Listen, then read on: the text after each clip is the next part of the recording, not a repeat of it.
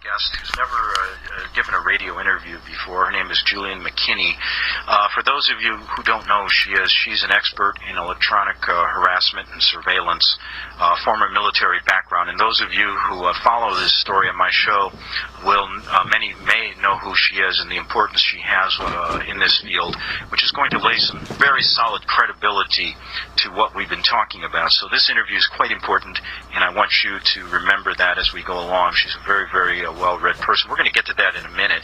Problem of the use of electronic weaponry on a person was when I was working in a law office, and the law office I worked for, this was a number of years ago, law office I worked for prided in taking cases that were difficult, and I listened to a person tell me about the facts regarding the use of electronic weaponry, and had a discussion with somebody else in the law firm, and we came to this conclusion that causation, Greg, remember that element. It's going to be awfully difficult to link what's happening to the person, the injuries they were alleging, to actually the person or the defendants that were doing it. So it was a case, I'll be very honest with you, I was very skeptical over.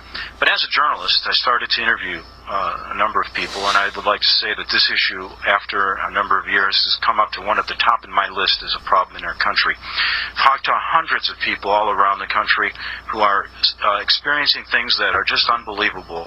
And from a standpoint of the law, you want to get justice for these people. You hate to see their lives destroyed. You hate to see what happens to a person that's been harassed. But the biggest problem is it's very difficult to pinpoint what's going on. I have a guest today who's an expert in this field. The public may not know who she is, but those of you who have been targeted and listened to my show know very well. She's never interviewed before, and I feel honored that she's here. Her name is Julianne Mckinney. She had an extensive career in the U.S. Army as an area intelligence case officer until 1990. Upon her return to civilian life, Julianne became a member of the Association of the National Security Alumni.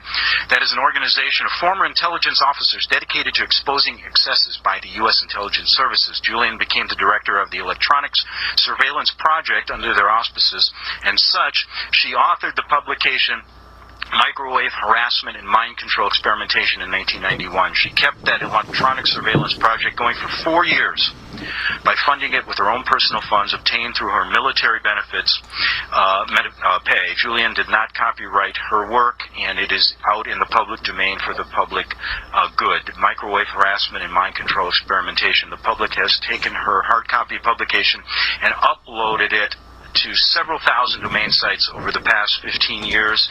It is still respected as one of the most important publications on this subject. And with that, I'd like to say hello, Ms. McKinney. How are you today? Please don't call me Ms. McKinney. Okay, can I say Julianne? Yes, Julianne. Now, you're an expert in surveillance and electronic harassment. And the first question I have, is it your observation that there is a wider scale of surveillance of average people, people with no threat to the national security, in your estimation? I would say that most of those targeted are not and never have been a threat. I think that what happened initially when these operations began, probably 30 years ago, people were singled out perhaps because of some affiliation, either direct or indirect, with the United States government. And invited attention, but they were not singled out as being threats. They were singled out as being lucrative targets of experimentation. In the past 15 years since shutting down the electronic surveillance project, primarily to seek employment, which I did seek and did obtain, I had occasion to observe many instances of individuals in the corporate environment being singled out and targeted simply because they were convenient targets of opportunity. And I have to comment on something I heard you say early on. You referred to the difficulty of establishing causation in order to pursue these claims. And I might add, that was made in a legal sense based on the fact that we were naive people, not really understand. I'd be honest with you, I had not understood the problem back then and felt it would be difficult problem just based on the fact of knowing how the crime is committed, how to pin that crime on someone. Go ahead. I understand the legal implications, certainly. There is enough literature on the internet and elsewhere that establishes the existence of these weapon systems. To pinpoint, for purposes of prosecution, to pinpoint their existence would be difficult. And the position I take is that rather than pinpoint them for prosecution purposes, it's easy enough to single them out by electronic means and to destroy them. But I guess that's taking the matter a little far afield. I think, frankly, we still face, until Congress establishes laws that forbid the use of these technologies for involuntary experimental purposes, that we're going to get absolutely nowhere in attempting to prosecute. Okay, listen, I need to take a break, Julianne, and we'll be back in 3 minutes on the Investigative Journal. Okay. Okay, back for the second half hour. My guest is Julianne Mckinney. She's an expert on surveillance and electronic harassment. And Julianne, I gave you an introduction at the beginning of the show, brief introduction, but I think our listeners would like to know your background and why you're qualified to make these statements. I think it's important. Okay. If you could do that for us. Well, I would take exception to the term expert in these weapon systems. Okay. I certainly have had experience with them, having for approximately the past 40 years been on the receiving end of this type of harassment. Okay. Expertise in surveillance comes with my employment in the intelligence field. I understand what constitutes surveillance. I'm capable of immediately spotting a surveillance, and I can see, as in the case of gang stalking, a subject which you have addressed on prior occasions, can see those who I label as covert wannabes, bumbling and stumbling through what they think are covert activities, and find it really rather amusing if it weren't so perverted in the ultimate objective. I'm not certain what more I can add.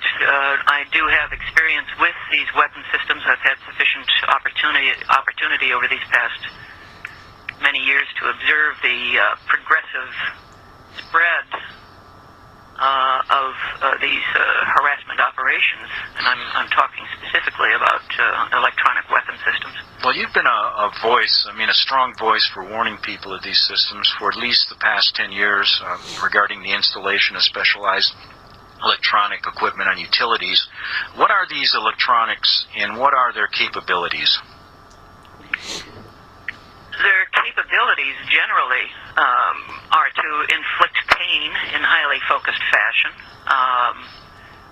and to alter mental states. Certainly when you have a frequency aimed at your brain, your mental functions tend to alter. In amplified form, there's sufficient, the frequencies have the capacity to kill. So that's one reason why the Department of Defense refers to them as less than lethal rather than non-lethal weapons. As a matter of fact, the Department of Defense has gone so far as to eliminate them, to remove them from the category of even less than lethal weapons and to bury them under the category of electronic weapons, trying to make them a little bit blacker. Now, is this protocol of surveillance and harassment seemingly patterned after a government protocol now applied to the general civilian population? It's difficult to pinpoint everything at this stage on the U.S. government exclusively because these are global operations. Okay. The pattern, the protocols are virtually identical on a global scale. So someone is overseeing the entire activity. The government obviously is complicit because otherwise these operations would not be allowed to exist. Why? It's hard to say. Whether it's for testing electronic weapon systems for future use under combat conditions, or whether ultimately there's a holocaust in the offing, it's hard to say. Well, you know what I find interesting? How people who are unaware of this problem can't believe it happened to begin with. And I try to mention, I have run stories about the Duplessis orphans. It's a program that's been verified that the government actually used money in Canada and the United States to do medical testing on children, on adults. I've talked to people in the POW issue. One, Dr. Joe Douglas, who has documented how our government has allowed foreign governments to do illegal experimentation on POWs.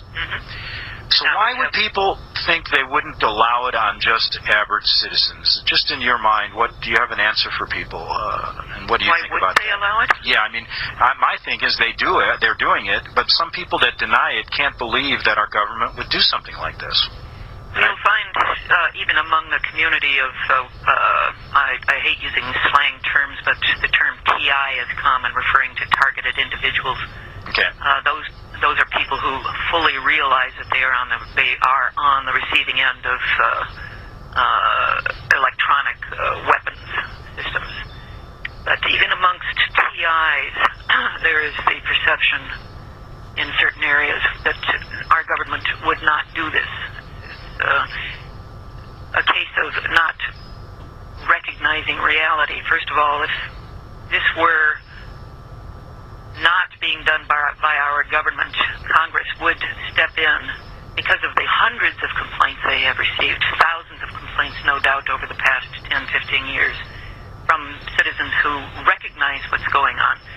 Congress, back in the early 90s, late 80s, took the position that anyone complaining about these systems were imagining things because they simply didn't exist.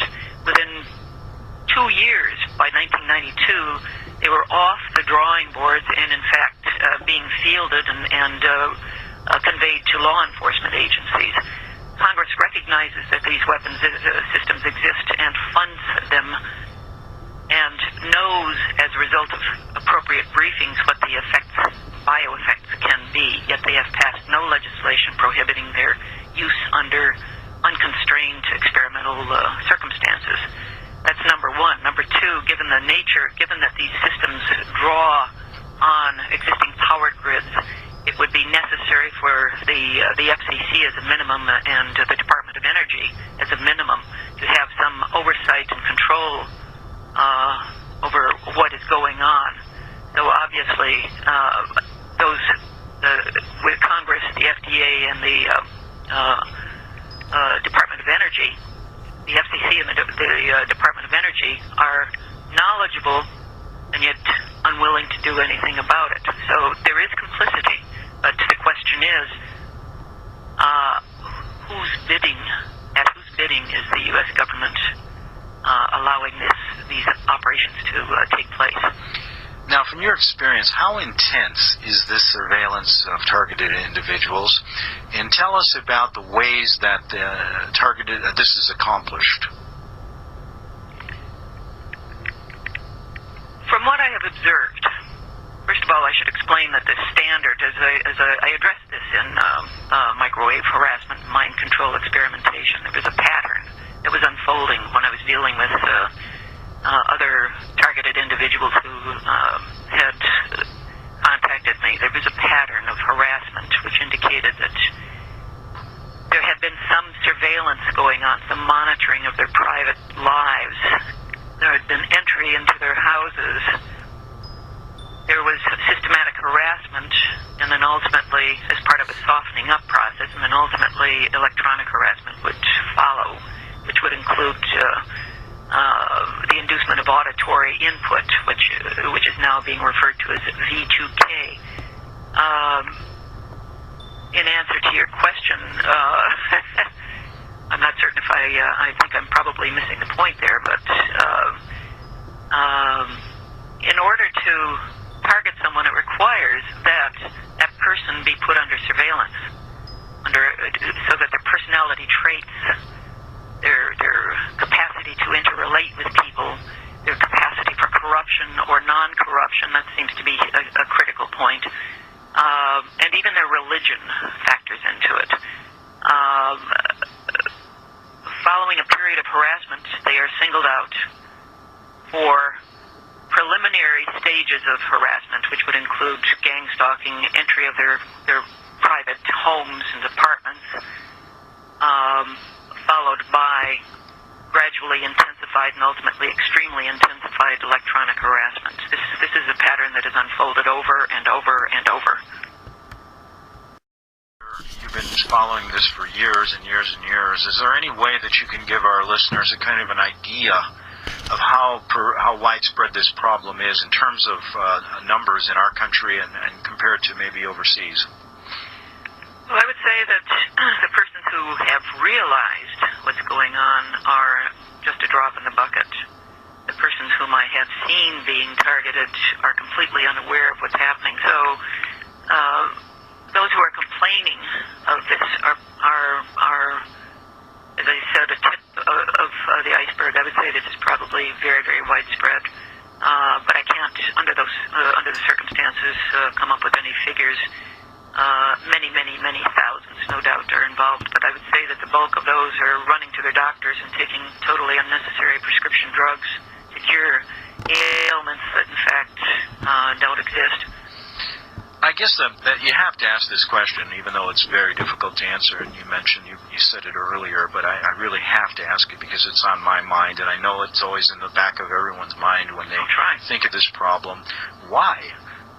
What is the major outside of just the pure experimentation, I'm interested, for example, let's say they have targeted 100 people in Oklahoma.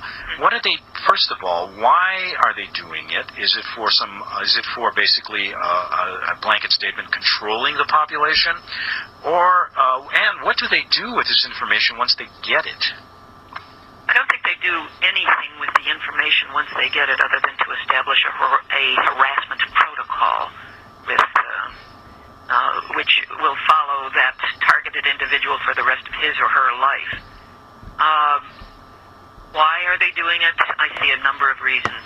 First, I don't know if you've done any research on the phenomenon of capturing a percentage of the population in order to install a dictatorship. There is always a percentage of the population, roughly 20% or so, who will buckle and throw whatever constitutions might exist into the toilet and eagerly join the effort at destroying the remainder of the population.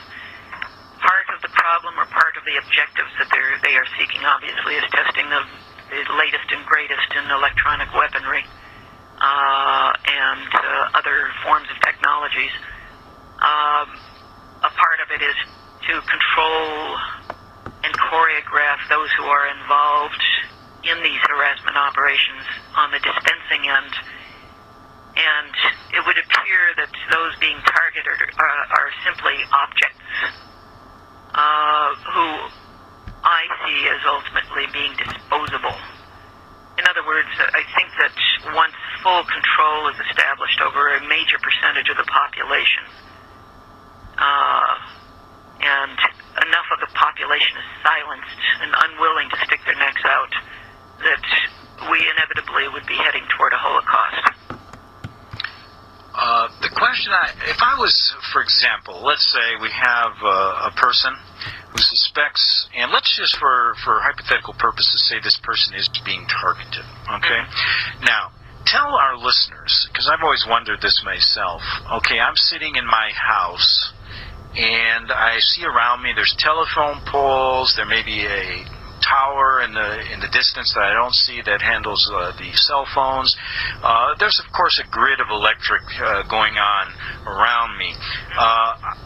I've talked to people, and I try to say, how does this get into your house? And I wanted to get your opinion on if a person is targeted, how basically are they beginning to intrude their premises and violate their constitutional rights, not only their rights of, not only trespassing on their property. Go ahead. How would that happen?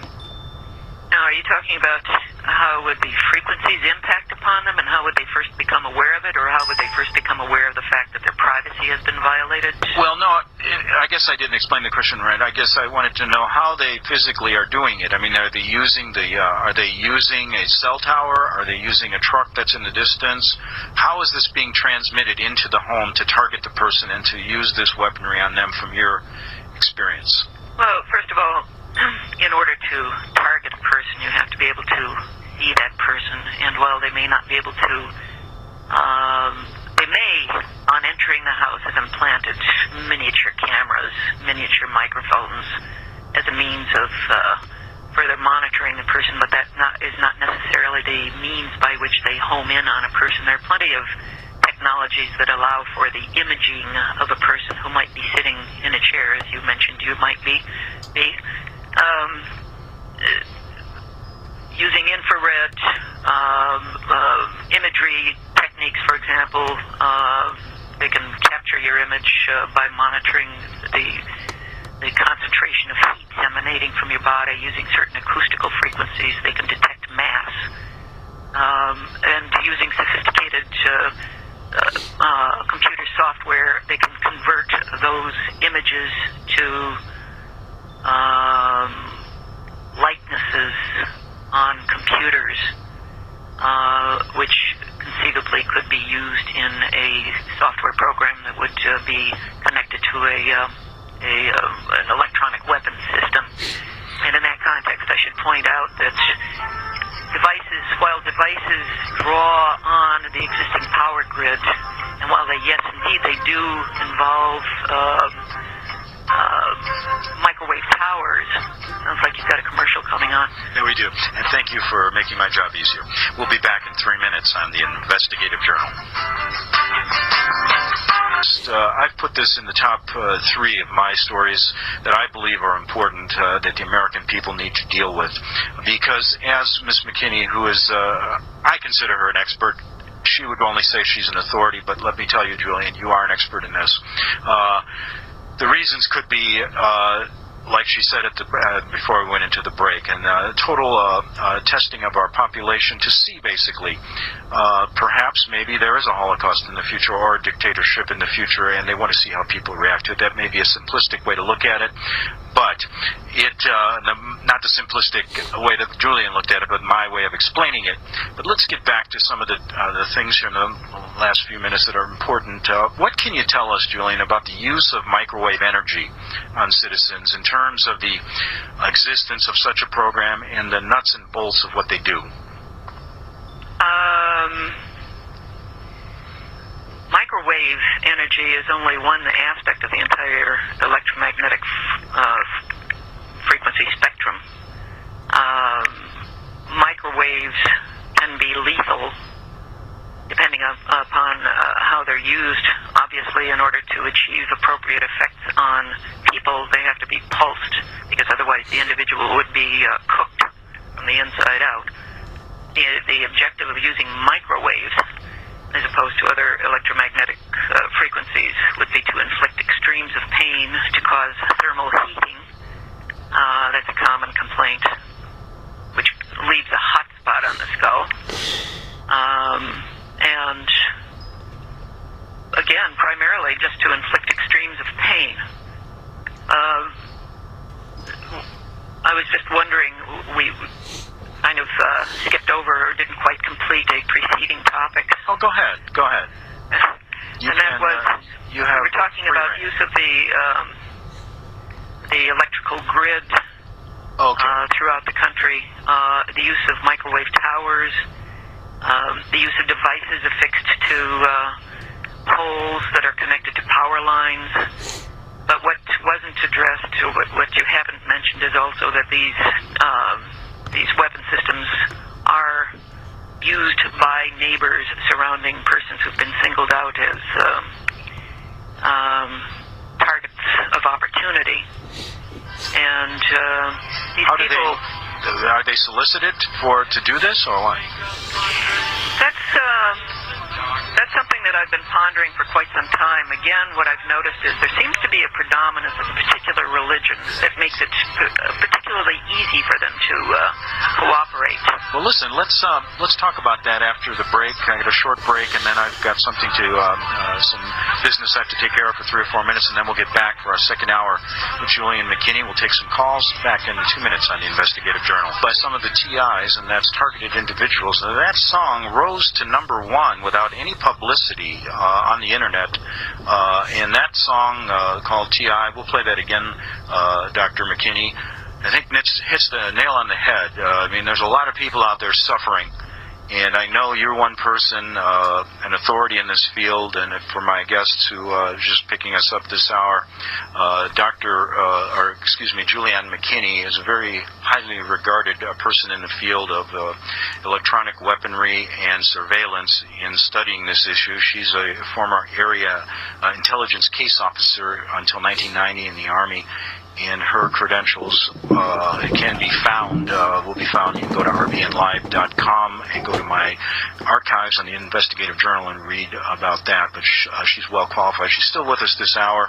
And I keep calling you doctor, and you should be. I'm not a doctor, thank you. That's okay. Emeritus. Dr. Emeritus. That's funny. I have a doctorate in law. Nobody ever calls me that. I hate being called that, a doctor. But I'm interviewed on a Tehran radio or TV station once every blue moon, a couple months, and they refer to me as Dr. Samansky. And it's nice to hear once in a while. I'll be honest with you. Every 2 months is good enough. Otherwise, they just call me the jerk on the radio, which is better. But let's go from here. You're adding such credibility to this story, adding credibility in my mind as I speak, because I've talked to hundreds of these people. Was a doubting Thomas in the beginning. I must mention that. I did not think it existed, and that was years ago. I thought people were either insane or crazy or trying to get attention. But you know something? I will admit I was totally wrong with that initial, look at the situation, and have come around to fully believe in most of the people I talk to and really sympathize with their suffering as I see their lives being ripped apart. Are there any things you can do? We're going to get into a few more things here as far as the technical aspects of this, but what can targeted individuals do to get some peace in their life? I mean, that's one thing they're looking for. Is there anything they can do?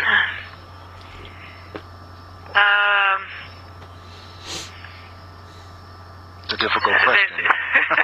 Long, prolonged silence. Time for another commercial.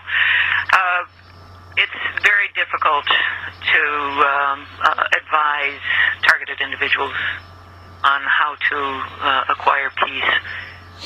These frequencies can be blocked or deflected. All of these frequencies I have found, some may contest this, but I have found are vulnerable and are subject to deflection, and the pain can be ameliorated if not halted altogether.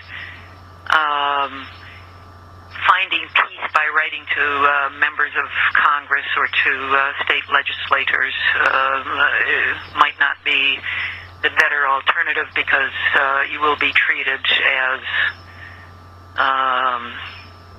something worthy of the circular basket. Mm-hmm. They just won't intervene. Writing to the various agencies and calling and meeting with them serves no useful purpose either.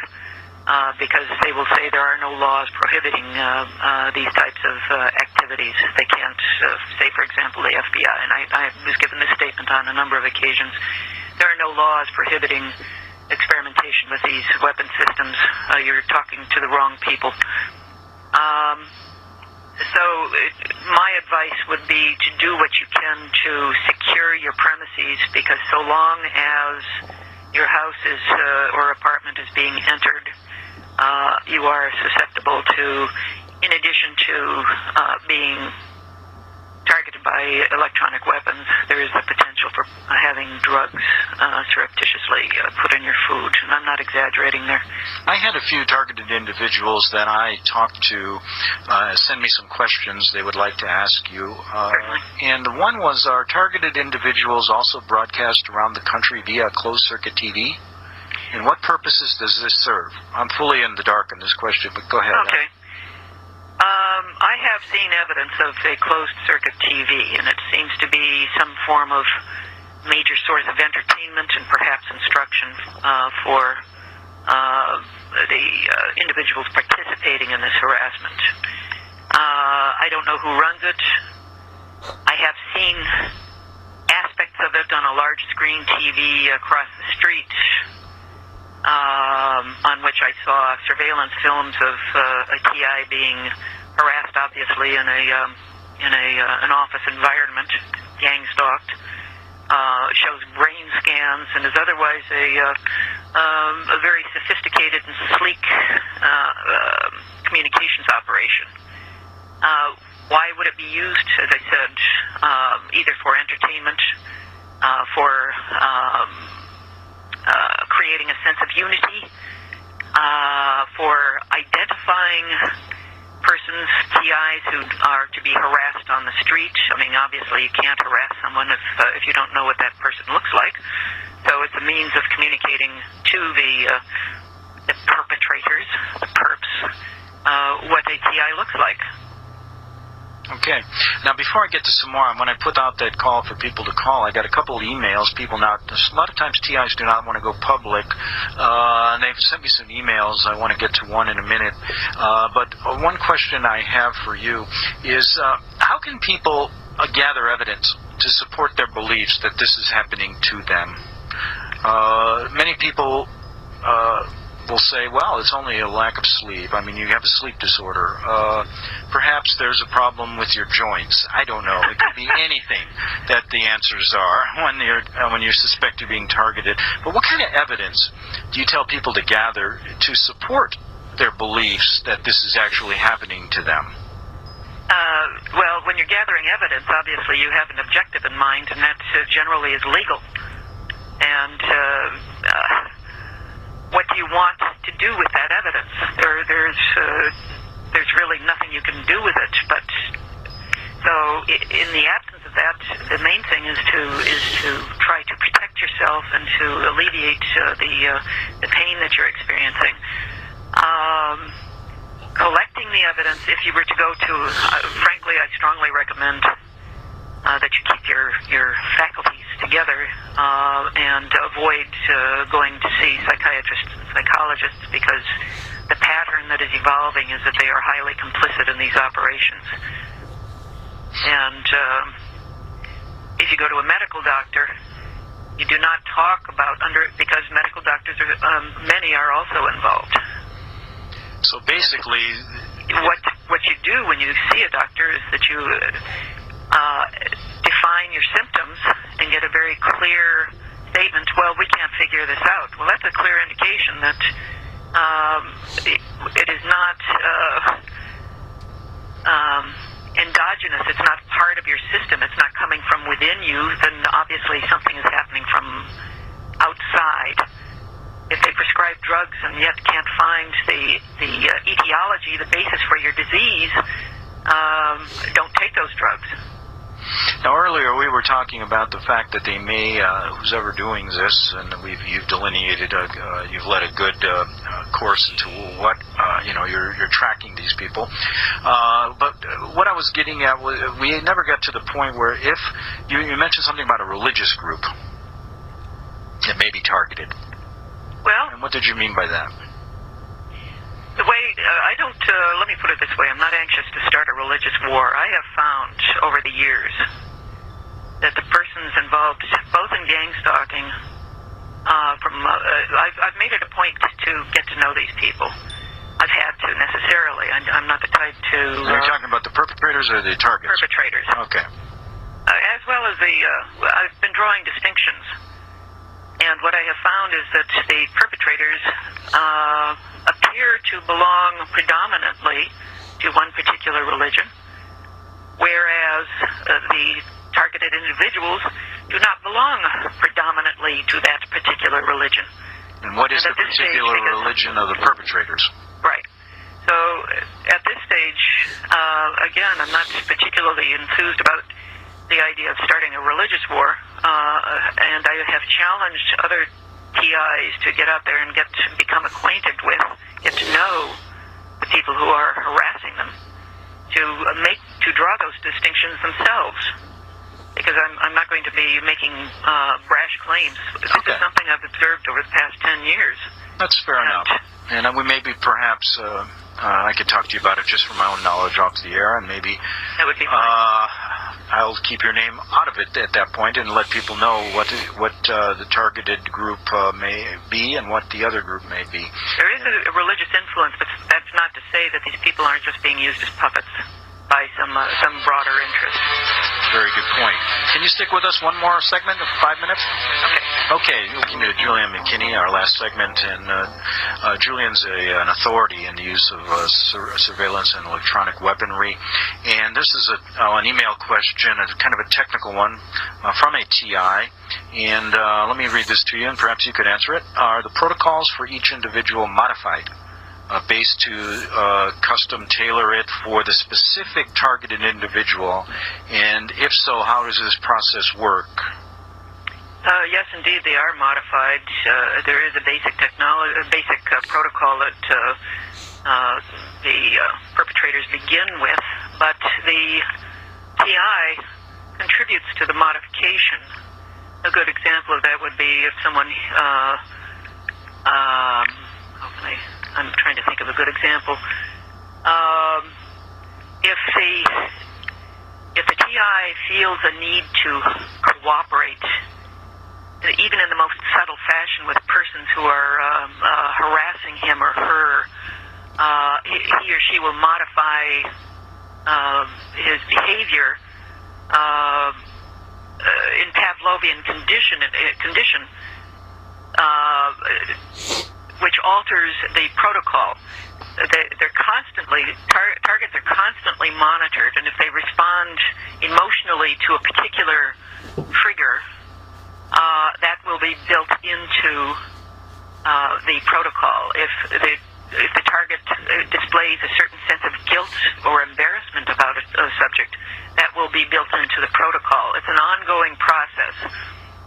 And one thing I want to emphasize is no TI should look for a reason as to why this is going on. That's a serious, serious mistake. I know that it's a natural tendency. I did that myself when they started on me, and over the years, I came up with probably 6 different excuses. Is it still going on with you?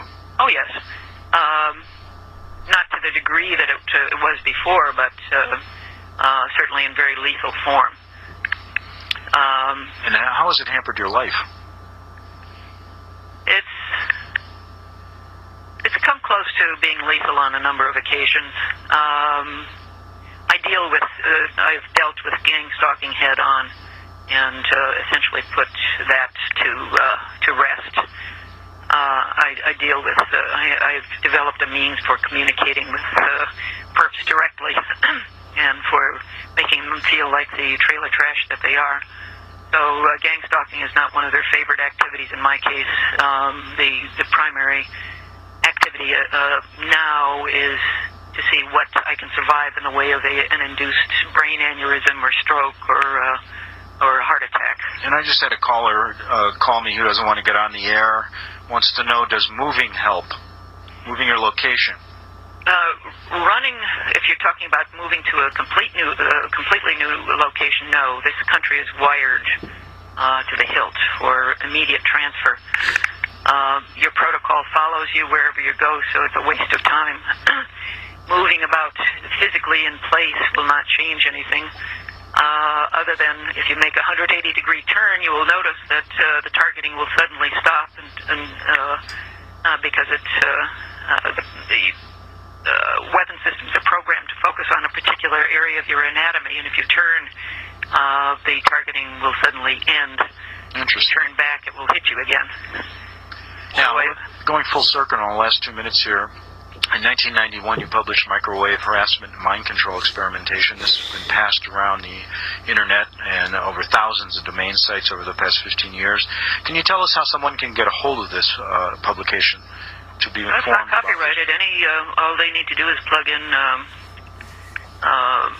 my last name, McKinney, and type in the title Microwave Harassment and Mind Control Experimentation, and innumerable sites will appear. and just read it from there. Gives you a good insight as to what the pattern is when the harassment begins. Now, let me just spell your name so people are going to do that. It's McKinney, That's right. McKinney, and then it's microwave harassment and mind control experimentation from an authority in the field. I guess since 1981, have you seen, I guess a question I wanted to ask, from 2001, have you seen any, from the time of 9/11, has there been an increase in the last 4 or 5 years with this type of, that you've seen, with the number of people contacting you, the widespread, has it been more widespread during this time since 9/11? Not since 9/11. When I would say back in the early 90s, I've seen a tremendous expansion of these activities since the early 1990s, and it has moved forward in consistent fashion, become ever more sophisticated and ever more widespread. There was no sudden burst or flurry of activity since 9/11. And you have no help whatsoever with the political arena in this, correct? The politicians will not touch this with a 10-foot pole? That's right. And even those who purport to be liberally inclined, and I'm speaking about members of the Democratic Party, will not touch it because, quote unquote, and they know what's going on. They simply don't have the funds to be able to pursue it. All sorts of humma excuses will be furnished for not pursuing something like this. And before you close, and I hear the music in the background. Well, you can stay another minute if you want. Okay. It's up to you. Why don't you come back for 2 minutes on the other side of the break, and then we'll finish up, okay? Okay. Okay, back with Julianne Mckinney in 3 minutes on the Investigative Journal. Say something at the break. Oh, I did. I want to thank you very, very much for taking on this subject. There are so few people in the media. As a matter of fact, you're the only one I know of who has the guts to address it. And it really doesn't, and I just in defense of every media person, I don't think it's guts in a sense. Maybe it is. I don't consider myself having guts in this issue. I consider it to be an issue that you need to take time to understand it, and that's what I would recommend to the people in the media that haven't touched this issue. If it isn't being downright censored by someone above you, then at least take the time to talk. I'll spend time talking to you about it because it took me a little while to figure it out, and I'll tell you what, it's people like you that need to be applauded, because it's your efforts that are bringing this to the forefront. You're laying the credibility on the line, but I thank you anyway for your kind words. And with that, I wanted to say goodbye to you, and we're going to have to move on, and we'll have you on again to talk about this, and thank you so much. And thank you very much. Okay, that was Julianne Mckinney, and she was as an authority on the use of electronic weaponry, microwave weaponry, and she was with us for the last hour and a half, and we're going to continue.